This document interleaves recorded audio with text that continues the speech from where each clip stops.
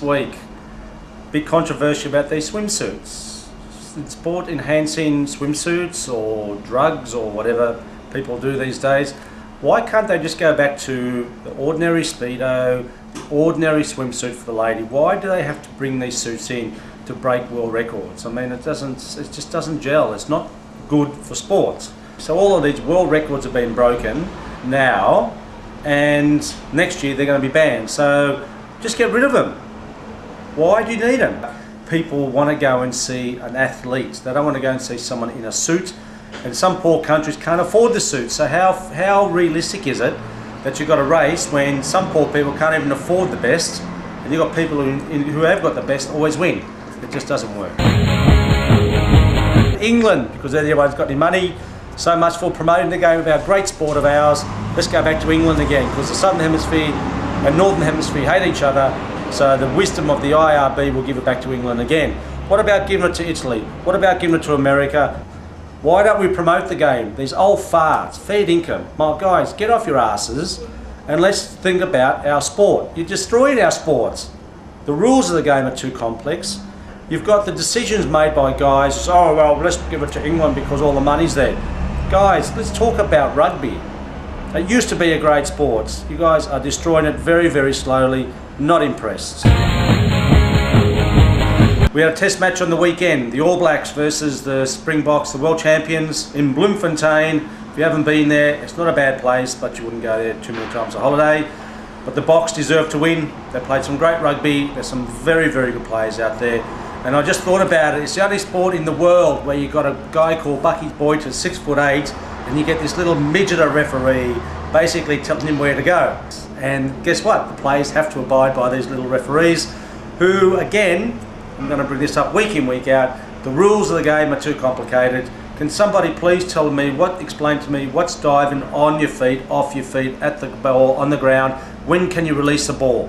Because there's been seen so much controversy about it, nobody knows really what the rules are, and the referees have a lot of problems as well.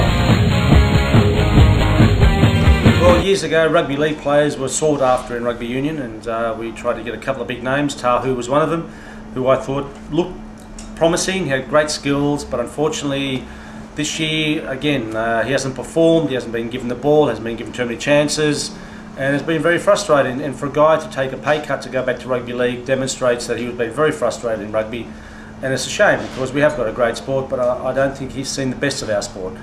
And I feel sorry for him because I thought he could have been a really good player. But I think it's very important that these players have been told where they have to improve.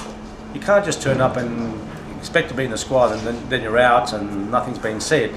I think they've got to be told, you know, how they've got to improve. That if they're going to be in the side, you've got to do this, you've got to do that. I don't know if that happens. Yeah, with Lottie gone, Ratu, who's a cousin to Lottie, big boy, 120 kilos, plays for Randwick, but I don't think he's the answer for New South Wales rugby.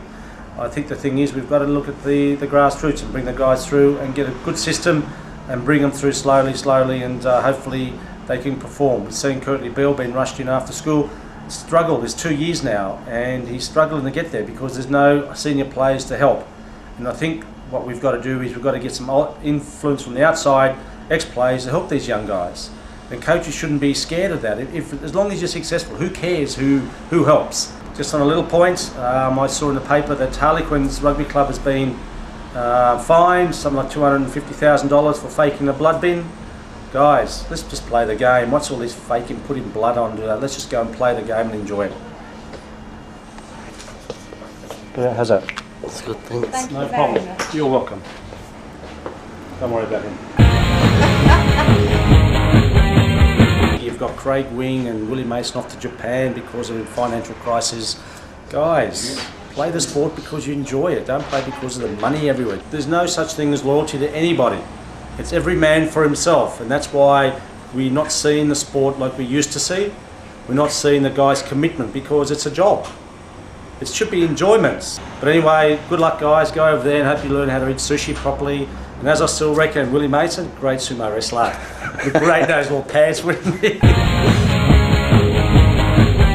Got some interesting emails this week. Got a guy from Polish Rugby. I don't know how I can help you rugby, but send me some questions and I'll see if I can help. Let's hope you can get some funding and go forward. We need as many teams to play, and so you guys understand what a great sport is. Remember www.the11thcommandment.tv or davidcampese.com. Send your emails in and come and see me at the Rocks. I'm here, sign the jerseys, anything you want, we'll look after you. Bye for now. Oh, okay, how are you? Very well, thank you. That's good. Where are you from? Dunedin, New Zealand. Dunedin, okay. Yeah, Carrick. Can I take a photo of you? Yeah, definitely. It's my brother, Yeah. because my brother, we're Brothers are rugby fanatic. I like the rugby team. He's fanatic. Is he? What's that place? You broke our hearts many times. Oh, there we go. That was my job, hey? Exactly. I wasn't there to look after you. Oh, yeah.